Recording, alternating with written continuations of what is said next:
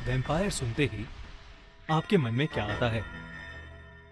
इंसान के रूप में वो लोग जो इंसान का ही खून पीते हैं, जिन्हें धूप में जाने से डर लगता है और वो कॉफिन में सोते हैं। बचपन से हमने मूवीज में यही देखा है, मगर क्या ये सच है? फ्लोरिडा में रहने वाले कुछ टीनेजर्स एक दिन पुलिस स्टेशन पहुंचे अपनी एक दोस्त की मिसिंग रिपोर्ट लिखवाने। उनका दावा था कि उनकी दोस्त सारा कल उनके साथ घूमने जाने वाली थी, मगर वो डिसाइडेड टाइम पर अपने दोस्तों से मिली ही नहीं और पिछले दिन से उसका फोन भी बंद आ रहा है। किसी को नहीं पता कि वो अचानक कहां गायब हो गई। पुलिस अभी रिपोर्ट दर्ज ही कर रही थी कि पुलिस स्टेशन में एक अजीब सा कॉल आया। फोन पर किसी के रोने और चीखने की आवाजें आ रही थीं। बार बार पूछने पर भी पुलिस को कोई जवाब नहीं मिला, तो उन्होंने नंबर ट्रेस किया और वो मामले का पता लगाने निकल पड़े। फोन ट्रेस करते करते वो फ्लोरिडा से कई किलोमीटर दूर आ गए थे, मगर फोन की एग्जैक्ट लोकेशन अभी भी पता नहीं लग पा रही थी।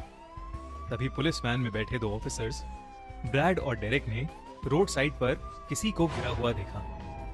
वो दोनों वैन से उतरे और उस बेहोश इंसान की तरफ बढ़े। वो बेहोश लड़की और कोई नहीं बल्कि सारा थी। उसके दोस्तों ने रिपोर्ट दर्ज कराते हुए उसकी एक फोटो भी पुलिस को दी थी, जिसकी वजह से उन ऑफिसर्स ने उसे तुरंत पहचान लिया। सारा का शरीर नीला पड़ रहा था और उसकी लेफ्ट आर्म से खून भी निकल रहा था। पुलिस ने उसे उठाया और जल्द से जल्द हॉस्पिटल ले गए। सारा को एग्जामिन करने के बाद डॉक्टर्स ने पुलिस को यह बताया कि 2 दिन तक लगातार सारा के शरीर से खून निकाला गया है और इसी वजह से वो इतनी कमजोर पड़ गई है। पहले तो ये केस किडनैपिंग और क्राइम से रिलेटेड लग रहा था, मगर फिर डॉक्टर्स ने कुछ ऐसा बताया जो सुनकर सब दंग रह गए। उसके 3 दांत गायब थे, उसके हाथों पर जलने के निशान थे और उसकी पीठ पर एक अननोन लैंग्वेज में कुछ लिखा हुआ था।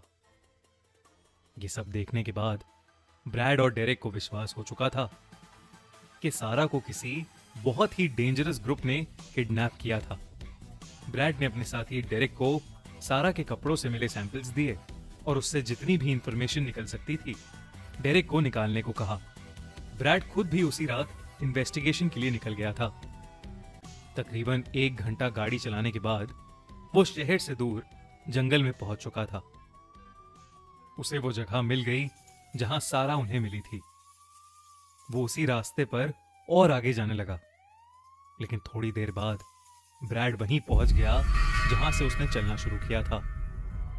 उसे कुछ समझ नहीं आ रहा था कि आखिरकार उसके साथ ये सब क्या हो रहा है। तभी उसे दिखा कि खून से लथपथ कुछ अजीब से दिखने वाले लोग उसकी गाड़ी के पास आए हैं। उन सभी के चेहरे बहुत भयानक लग रहे थे और वो धीरे धीरे ब्रैड की तरफ बढ़ रहे थे। ब्रैड बहुत डर गया था। उसने हड़बड़ा के पीछे वाली सीट से अपनी गन उठाई और उन लोगों की तरफ तानी, मगर वो देखकर शॉक हो गया कि अब वहां कोई था ही नहीं। लेकिन वो वहां से निकल पाता उससे पहले ही उसे बहुत तेज नींद आने लगी, मानो किसी ने उस पर कोई जादू कर दिया हो।